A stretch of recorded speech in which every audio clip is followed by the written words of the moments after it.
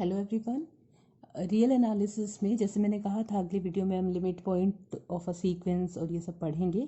तो अभी हम स्टार्ट कर रहे हैं limit point of a sequence से।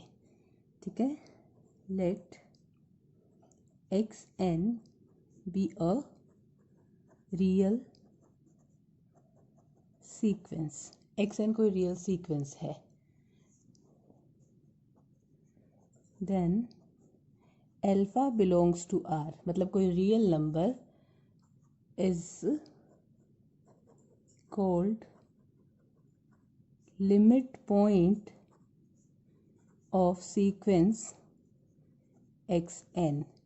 अब ये रियल नंबर अल्फा इस सीक्वेंस का लिमिट पॉइंट बनेगा if for every epsilon greater than 0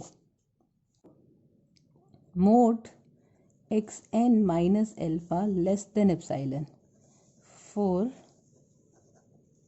infinite many values of n। देखो हम क्या कह रहे हैं कि एक्स एन और अल्फा का जो डिफरेंस है वो एप्साइलन से कम है एन की इनफाइनाइट वैल्यूज़ के लिए। तो इस चीज़ को ऐसे भी कह सकते हैं, या फिर कि अल्फा का हर एक एप्साइलन नेबरहुड जो होगा उसके अंदर सीक्वेंस के इनफाइनाइट टर्म्स आएंगे। ठीक है, देखो एक्स एन और अल्फा का डिफरेंस एप्साइलन से कम का मतलब यही तो हुआ ना, एक्स एन अल्फा के एप्साइलन नेबरहुड में है। देखो मैं लिखती हूँ फिर बताती हूँ।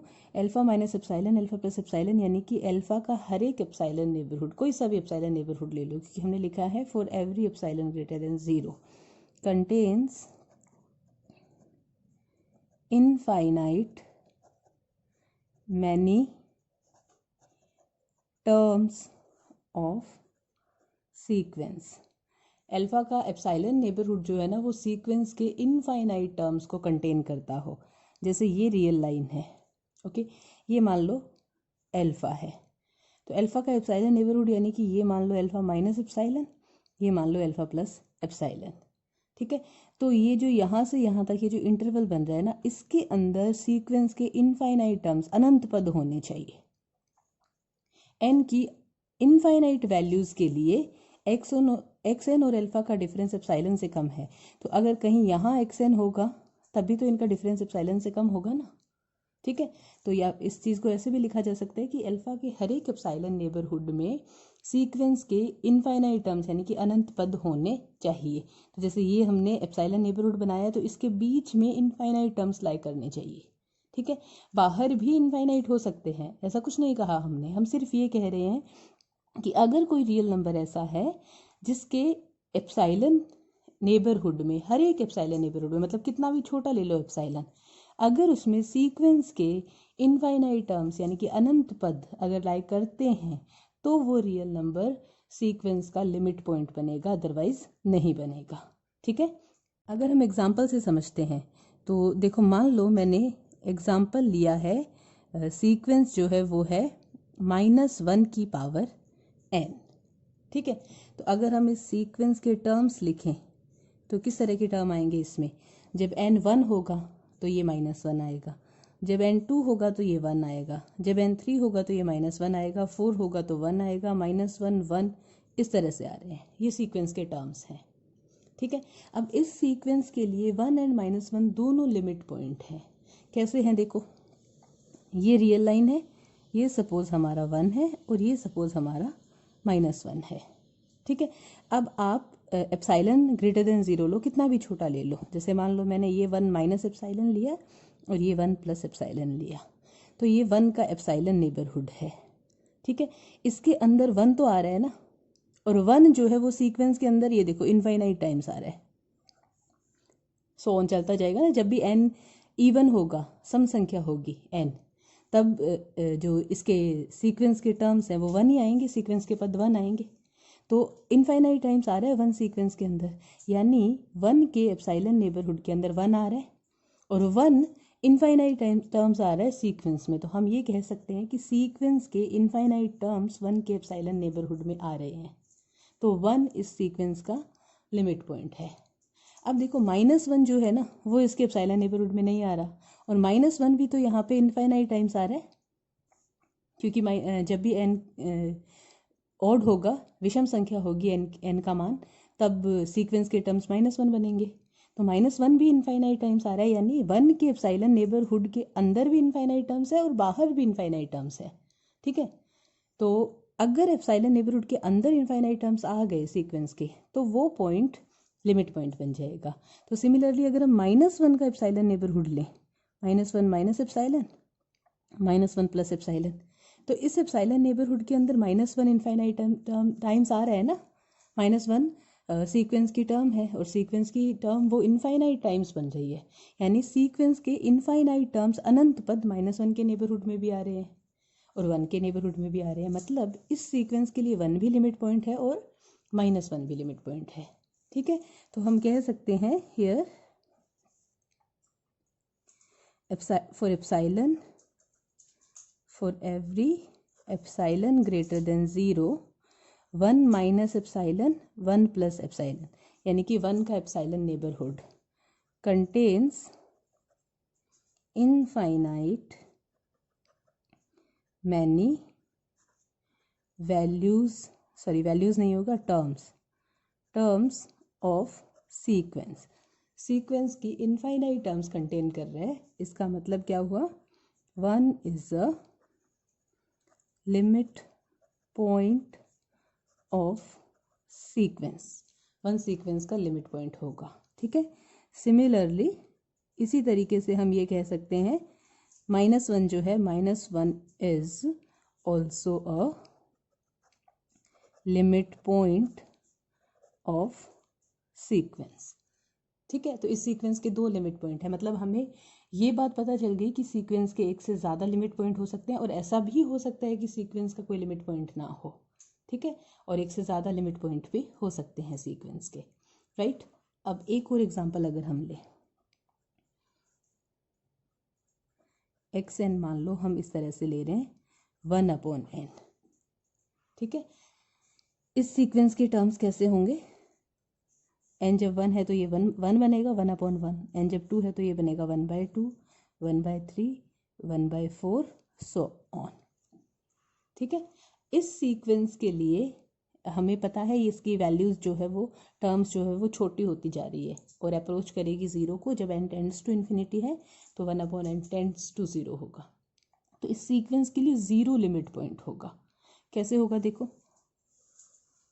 ये मान लो 1 है ये हमारा 0 है और ये सपोज 1 है, तो ये 1/2, फिर 1/3, 1/4 सो ऑन, इस तरह से 0 के पास जा रही है टर्म्स।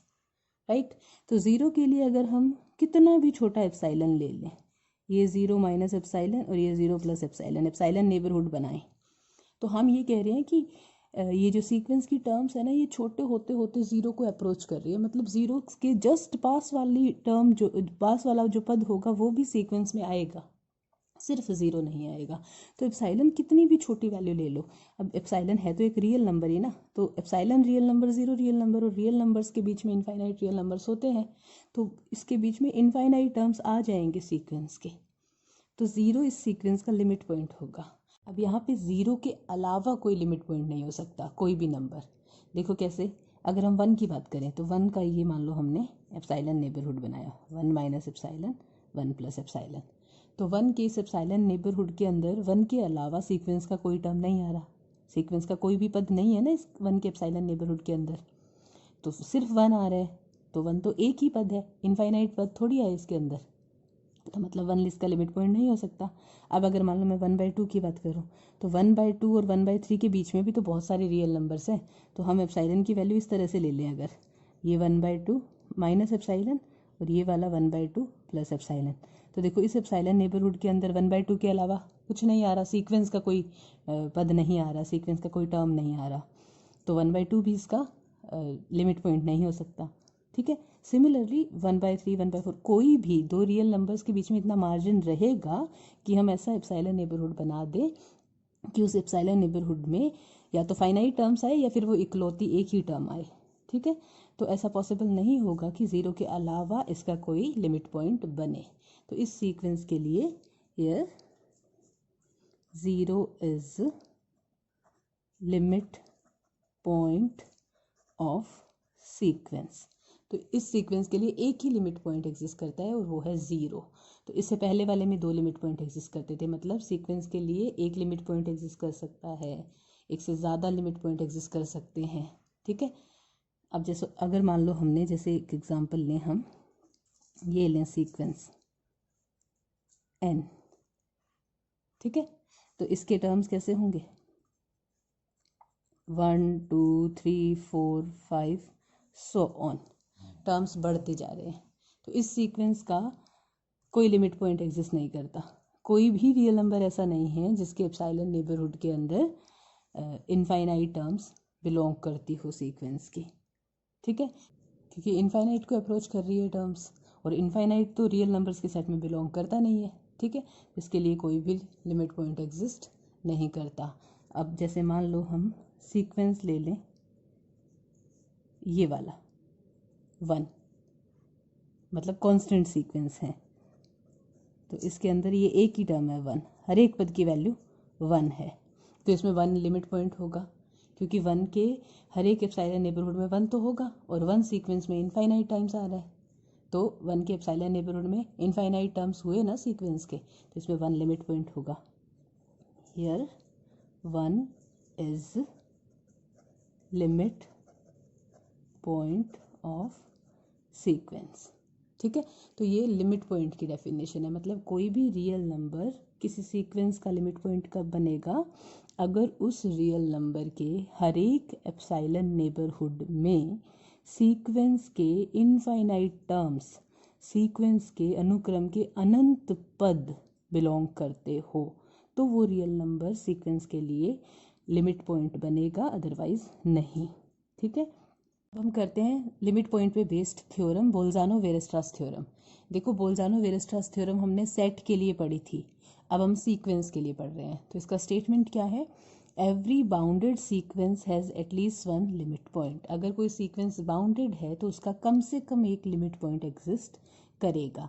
मतलब बाउंडेड सीक्वेंस में ऐसा नहीं हो सकता कि लिमिट पॉइंट एग्जिस्ट ना करे, एक से ज़्यादा एग्जिस्ट कर सकते हैं, लेकिन कम से कम एक तो करेगा ही अगर सीक्वेंस बाउंडेड होगा तो। ठीक है, देखो सेट के लिए जो ये बोल्जानो वेरेस्ट्रास थ्योरम थी ना, उसका स्टेटमेंट ये था, every bounded infinite set has at least 1 limit point. अगर कोई बाउंडेड और इनफाइनाइट सेट है तो उसका कम से कम एक लिमिट पॉइंट होगा। यहाँ पे हमने एवरी बाउंडेड सीक्वेंस लिखा है, इनफाइनाइट वर्ड लिखने की ज़रूरत इसलिए नहीं है क्योंकि सीक्वेंस हमेशा इनफाइनाइट होता है, सीक्वेंस के अंदर हमेशा इनफाइनाइट टर्म्स होते हैं। ठीक है, तो हमें प्रूव ये करना है कि अगर कोई सीक्वेंस बाउंडेड है तो उसका कम से कम एक लिमिट पॉइंट होगा। तो प्रूफ स्टार्ट करते हैं। Let xn be any bounded sequence. ये हमने कोई बाउंडेड सीक्वेंस ले लिया। अगर सीक्वेंस बाउंडेड है इसका मतलब ये हुआ कि इसका रेंज सेट, इसका जो परिसर होता है वो बाउंडेड होगा। ठीक है, तो हम इसका रेंज सेट ले लेते हैं। Let E equal, range set के अंदर देखो यही तो बनते हैं एलिमेंट, सीक्वेंस में हम सिंबल ये वाला यूज़ करते हैं। ठीक है, और सेट के अंदर सेट वाला सिंबल। सेट में बस ये होता है कि अगर टर्म्स रिपीट हो रही है तो उन्हें हम बार बार नहीं लिखते, और सीक्वेंस के अंदर हर पद लिखा जाता है भले ही वो उसकी वैल्यू सेम आ रही हो। ठीक है, लेट ये जो है बी रेंज ऑफ सीक्वेंस। ठीक है, ये हमने सीक्वेंस का रेंज सेट ले लिया। अब अगर सीक्वेंस बाउंडेड है तो ये जो सेट है ये भी बाउंडेड होगा। ठीक है, since xn is bounded so set E is a bounded set. तो सेट E जो है वो बाउंडेड सेट होगा। ठीक है, अब देखो सेट E जो है वो 2 टाइप का हो सकता है। एक तो ऐसा हो सकता है कि सेट के अंदर फाइनाइट टर्म्स आए, फाइनाइट एलिमेंट हो सेट के अंदर, और एक ये हो सकता है सेट के अंदर इनफाइनाइट एलिमेंट हो। ठीक है, तो पहला केस हम लेते हैं, let E is a finite set। अगर E एक फाइनाइट सेट है तो देखो रेंज सेट फाइनाइट सेट कब बनता है, जब सीक्वेंस में टर्म्स रिपीट होते हैं, क्योंकि सीक्वेंस के अंदर तो इनफाइनाइट टर्म्स होते हैं और वो सारे के सारे रेंज में जाते हैं। x1 x2 x3 x4 ये सारे सीक्वेंस के टर्म्स थे और ये सारे के सारे रेंज सेट के एलिमेंट है, अवयव हैं इस समुच्चय के। ठीक है, तो ये जो सेट है ये x1 x2 इसमें इनफाइनाइट एलिमेंट है तो इनफाइनाइट होना चाहिए ना। ये फाइनाइट कब बनेगा, अगर सीक्वेंस के अंदर कोई टर्म्स रिपीट हो, एक टर्म या एक से ज़्यादा टर्म्स रिपीट होना शुरू हो जाए तो वो हम सेट के अंदर बार बार नहीं लिखेंगे तो सेट फाइनाइट बन जाएगा। ठीक है, इसका मतलब अगर सेट फाइनाइट है तो सीक्वेंस की कम से कम एक टर्म या फिर एक से ज़्यादा टर्म इनफाइनाइट टाइम रिपीट होगी। इनफाइनाइट टाइम रिपीट होगी तभी तो इसके अंदर अलग डिफरेंट एलिमेंट फाइनाइट आएंगे। ठीक है, देखो जैसे मान लो x1 x2 से लेकर के x10 तक एलिमेंट आ रहे हैं इसके अंदर सेट के अंदर, तो x1 x2 x10 ये जो 10 एलिमेंट्स हैं इनमें से कम एक ऐसा है जो सीक्वेंस में इनफाइनाइट टाइम रिपीट हुआ है, तभी तो इसके अंदर फाइनाइट एलिमेंट्स आए ना, अदरवाइज सीक्वेंस तो इनफाइनाइट होता है। तो देखो रेंज सेट जैसे मैं आपको ये एक्सप्लेन करने के लिए बता रही हूँ, ये आपको नोट डाउन नहीं करना है। जैसे हमने ये वाला सीक्वेंस लिया था -1 पावर n, इस सीक्वेंस में टर्म्स आए थे -1 1 -1 1, तो इसका जो रेंज सेट मान लो ई है तो ये क्या बनेगा -1 और 1, इसमें दो ही एलिमेंट होंगे तो ये फाइनाइट हुआ ना। तो ये फाइनाइट कब बना, जब इसके जो टर्म्स हैं सीक्वेंस के उनमें से एक या एक से ज़्यादा टर्म इनफाइनाइट टाइम रिपीट हुआ। देखो यहाँ पे -1 भी सीक्वेंस में इनफाइनाइट टाइम्स आ रहा है और 1 भी इनफाइनाइट टाइम्स आ रहा है, इसलिए रेंज सेट फाइनाइट बना। तो रेंज सेट फाइनाइट तभी बनेगा जब सीक्वेंस का कम से कम एक टर्म, एक पद या फिर एक से ज़्यादा पद इनफाइनाइट टाइम्स रिपीट होंगे। ओके, तो जब ई फाइनाइट है तो जो टर्म एक टर्म इनफाइनाइट टाइम रिपीट होगा वो लिमिट पॉइंट बन जाएगा ना। जैसे यहाँ पे -1 इनफाइनाइट टाइम रिपीट हो रहा है तो -1 लिमिट पॉइंट है, क्योंकि -1 के एप्सिलॉन नेबरहुड में -1 खुद तो हो गई और वो इनफाइनाइट टाइम्स आ रहा है, इसलिए -1 लिमिट पॉइंट बन जाएगा। तो जो टर्म इनफाइनाइट टाइम रिपीट होगा वो लिमिट पॉइंट बन जाएगा, यानी कि सीक्वेंस का एक लिमिट पॉइंट एग्जिस्ट कर गया। ठीक है, अगर दो टर्म्स इनफाइनाइट टाइम रिपीट हो रहे हैं तो दो लिमिट पॉइंट बन जाएंगे, लेकिन थ्योरम में हमें तो सिर्फ यही दिखाना है ना कि कम से कम एक लिमिट पॉइंट एग्जिस्ट करेगा। ठीक है, तो लिखते हैं हम इसे, अगर ये फाइनाइट सेट है it implies at least one term of sequence is repeated infinite times, कम से कम एक टर्म सीक्वेंस का इनफाइनाइट टाइम्स रिपीट होगा। ठीक है, hence that term, वो जो टर्म रिपीट होगा ना will be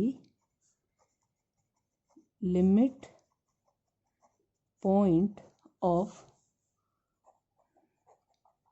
sequence। तो जो टर्म रिपीट होगा इनफाइनाइट टाइम वो टर्म खुद के नेबरहुड में इनफाइनाइट टाइम्स आएगा, इसलिए वो सीक्वेंस का लिमिट पॉइंट बन जाएगा। ठीक है, तो अगर रेंज सेट फाइनाइट सेट है तो हमने प्रूव कर दिया कि सीक्वेंस का लिमिट पॉइंट एग्जिस्ट करेगा। ठीक है, अब अगर रेंज सेट फाइनाइट नहीं है, दूसरा ऑप्शन ये हो सकता है, let E is an infinite set.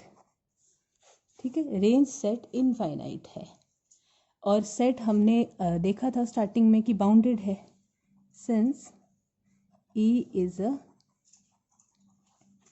Bounded set. अब देखो ये सेट कैसा बन रहा है, ये बाउंडेड इनफाइनाइट सेट बन रहा है। तो सेट के लिए जो बोल्ज़ानो-वेयरस्ट्रास थ्योरम थी उसके हिसाब से हम कह सकते हैं कि इस सेट का कम से कम एक लिमिट पॉइंट बनेगा। ठीक है, since E is a bounded infinite set. So by Bolzano-Weierstrass theorem,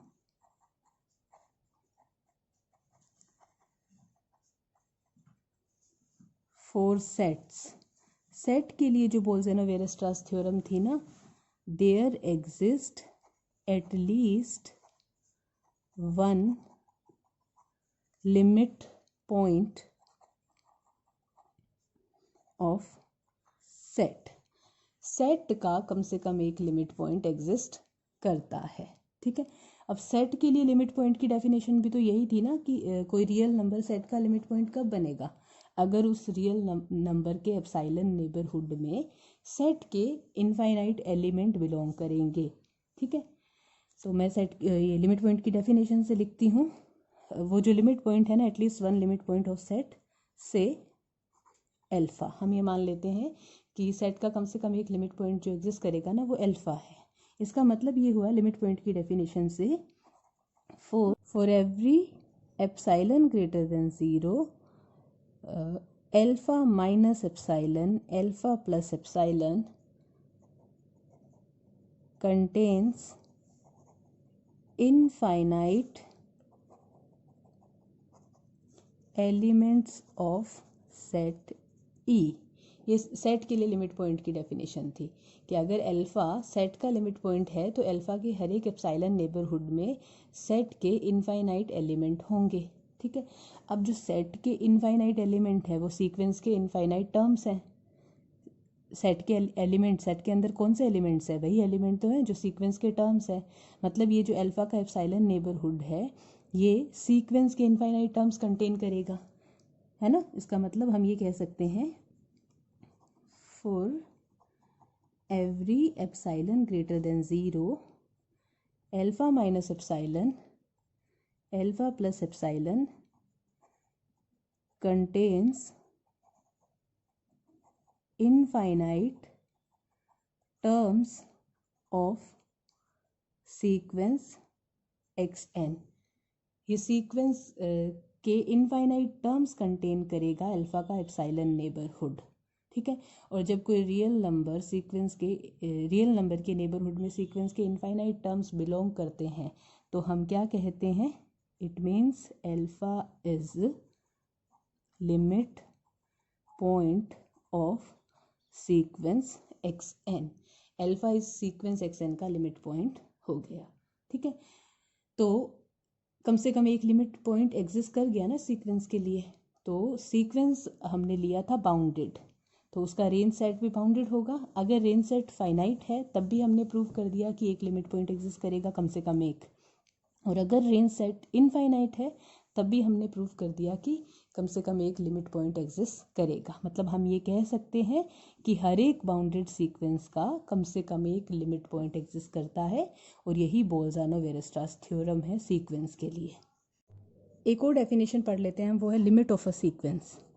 late xn be any real sequence. xn कोई रियल सीक्वेंस है, then alpha belongs to R, कोई real number alpha is called limit of sequence xn if for epsilon greater than 0 there exist n naught belongs to n such that alpha minus epsilon, alpha plus epsilon xn belongs to for all n greater than n naught. तो कोई real number alpha इस sequence का limit बनेगा अगर alpha के epsilon neighbourhood में xn यानी कि सीक्वेंस के टर्म्स बिलोंग करे जब भी n नोट से बड़ा है. देखो n नोट हमने कोई नेचुरल नंबर लिया है, कोई नेचुरल नंबर ले लिया जब भी n नोट से बड़ा है. जैसे मान लो n नोट हम फिक्स कर दें, मान लो हमने n नोट 100 ले लिया, तो जब भी n नोट से बड़ा है यानी कि 100th टर्म के बाद 101th टर्म, फिर 102nd टर्म, 103rd टर्म, ये सारी की सारी टर्म्स कहाँ आनी चाहिए, अल्फ़ा के एप्सिलॉन नेबरहुड में. यानी हम ये कह रहे हैं कि अल्फ़ा के एप्सिलॉन नेबरहुड में सीक्वेंस के इनफाइनाइट टर्म्स बिलोंग करते हैं, लेकिन एप्सिलॉन नेबरहुड से बाहर फाइनाइट टर्म्स बिलोंग करते हैं, क्योंकि इस नेबरहुड से बाहर तो सिर्फ वही टर्म्स बिलोंग करेगी ना जब n हमारा n नोट से छोटा या बराबर है। देखो, जब n नोट से छोटा या बराबर है तो सिर्फ वही टर्म्स, यानी कि x1 x2 से लेकर के xn नोट तक, ये फाइनाइट टर्म्स इस एप्सिलॉन नेबरहुड से, अल्फ़ा के एप्सिलॉन नेबरहुड से बाहर होंगी, और बाकी सारी की सारी टर्म्स जब भी n नोट से बड़ा है, इसके बाद वाली सीक्वेंस की सारी टर्म्स यानी कि इनफाइनाइट टर्म्स अल्फ़ा के एप्सिलॉन नेबरहुड के अंदर होगी। तो लिमिट पॉइंट की डेफिनेशन में और लिमिट की डेफिनेशन में यही डिफरेंस है। लिमिट पॉइंट में हम ये कहते हैं कि कोई रियल नंबर लिमिट पॉइंट कब बनेगा, अगर उस रियल नंबर के एप्सिलॉन नेबरहुड में सीक्वेंस के इनफाइनाइट टर्म्स बिलोंग करे। वहाँ पे हम ये नहीं कहते कि उस नेबरहुड से बाहर फाइनाइट होनी चाहिए, बाहर भी इनफाइनाइट टर्म्स हो सकते हैं, इसीलिए लिमिट पॉइंट सीक्वेंस के एक से ज़्यादा हो सकते हैं। लेकिन लिमिट में हम क्या कहते हैं, कोई रियल नंबर लिमिट कब बनेगा, अगर उसके एप्सिलॉन नेबरहुड में इनफाइनाइट टर्म्स बिलोंग करे और उस एप्सिलॉन नेबरहुड से बाहर फाइनाइट टर्म्स हो, यानी कि इसके अलावा कोई और लिमिट नहीं बनेगा, कि बाहर फाइनाइट टर्म्स है तो लिमिट बन नहीं सकता ना, क्योंकि लिमिट बनाने के लिए तो उसके नेबरहुड में इनफाइनाइट टर्म्स आनी चाहिए। तो अगर किसी सीक्वेंस में एक ही लिमिट पॉइंट एग्जिस्ट करता है तो वो लिमिट होगा, ठीक है। यानी कि लिमिट पॉइंट एक से ज़्यादा हो सकते हैं, लेकिन लिमिट यूनिक होता है। तो फॉर एग्जांपल, जैसे हमने ये वाला एग्जांपल लिया था, सीक्वेंस हमारा था 1/n वाला, ठीक है।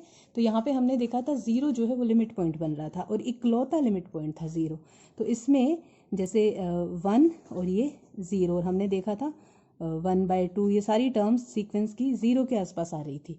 तो 0 के एप्सिलॉन नेबरहुड में इनफाइनाइट टर्म्स थे और उससे बाहर सिर्फ फाइनाइट टर्म्स थे। तो 0 जो कि यूनिक लिमिट पॉइंट था वो लिमिट बनेगा, ठीक है। अगर हम 0 का एप्सिलॉन नेबरहुड लेते हैं, 0 माइनस एप्सिलॉन, 0 प्लस एप्सिलॉन, तो 0 के आसपास इनफाइनाइट टर्म्स होगी, इससे बाहर अगर मतलब कोई सा भी नंबर हो, जैसे सपोज बाहर ना यहाँ ये वाला जो है ये 1/1000 भी अगर है, ठीक है, तब भी इस नेबरहुड से बाहर 1000 टर्म्स हुई ना, और 1000 फाइनाइट नंबर है।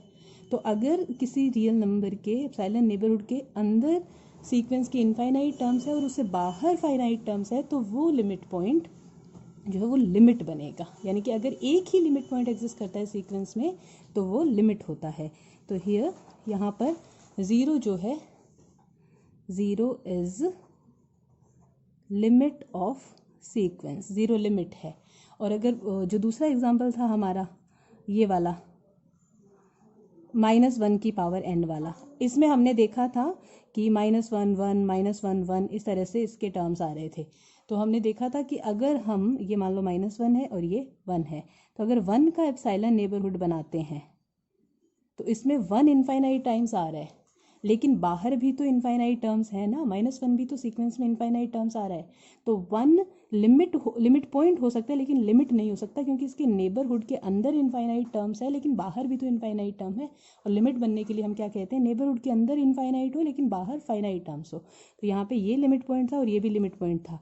तो एक से ज़्यादा जब लिमिट पॉइंट एग्जिस्ट करेंगे तो उस सीक्वेंस के लिए लिमिट एग्जिस्ट नहीं करेगा, यानी कि जो यूनिक लिमिट पॉइंट होता है वही लिमिट होता है।